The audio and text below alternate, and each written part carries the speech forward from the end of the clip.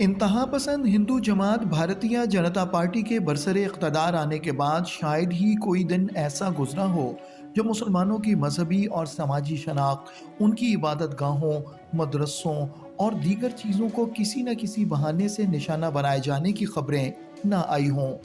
دراصل بھارت کا وزیر اعظم نریندر مودی ایک ایسا انتہا پسند شخص ہے جس نے اپنی سیاسی زندگی کا آغاز ہی راشٹریہ سیوک سنگھ اور شیو سینا جیسی ہندوتوا تنظیموں سے کیا۔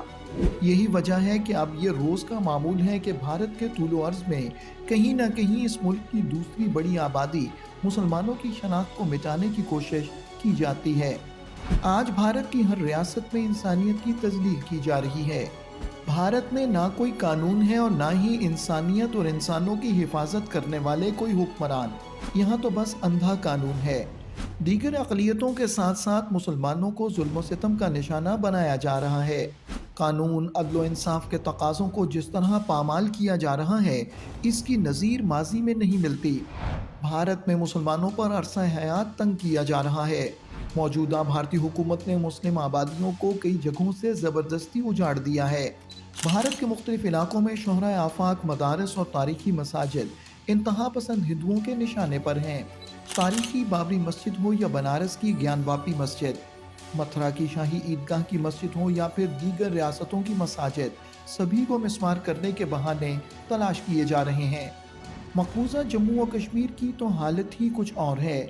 یہاں پر ان کشمیریوں کی کسی بھی قسم کی جائیداد ہو، مذہبی مقامات ہوں، لوگوں کے رہائشی یا پھر کاروباری مراکز ہوں، قابض بھارتی فورسز کو انہیں نظر آتش کر کے سکون قلب حاصل ہوتا ہے۔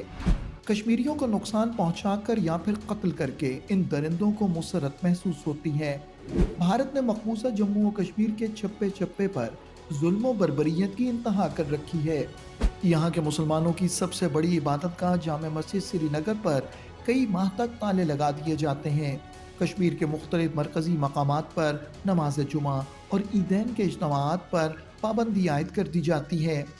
کشمیر کے علماء، خطیبوں اور ائمہ کرام کو بھی گرفتار کیا جاتا ہے اور کبھی گھروں میں نظر بند رکھا جاتا ہے۔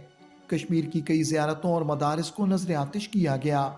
بھارت کی کسی بھی ریاست میں کوئی اندوہناک واقعہ رونما ہو تو الزام کشمیریوں پر لگا دیا جاتا ہے اور انہی بے بنیاد الزامات کو بہانہ بنا کر کشمیریوں کے گھروں کو نظر آتش کیا جاتا ہے۔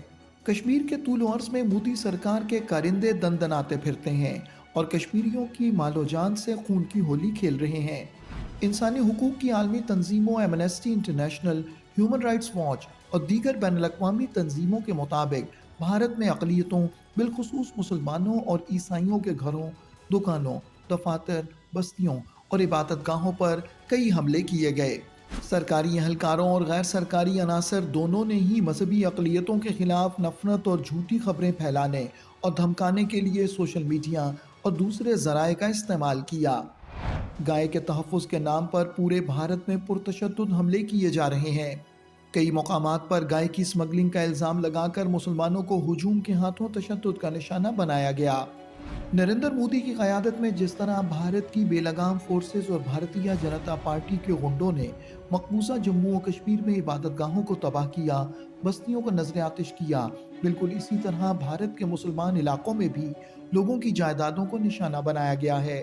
اگر بھارتی انتہا پسندی کا یہ سلسلہ جاری رہا تو بہت جلد بھارت میں رہنے والے مسلمان بھی کشمیریوں اور سکھوں کی طرح بھارت سے علیحدگی کی تحریک چلانے پر مجبور ہو جائیں گے۔ اب وہ دن زیادہ دور نہیں جب بھارت میں مظلوم مسلمانوں اور دیگر اقلیتوں کو سکھ کا سانس نصیب ہوگا اور بھارت کے مختلف علاقوں میں آزادی کی ایسی تحریک چلیں گی جو بھارت کے مظلوم عوام کے لیے نجات دہندہ ثابت ہوں گی۔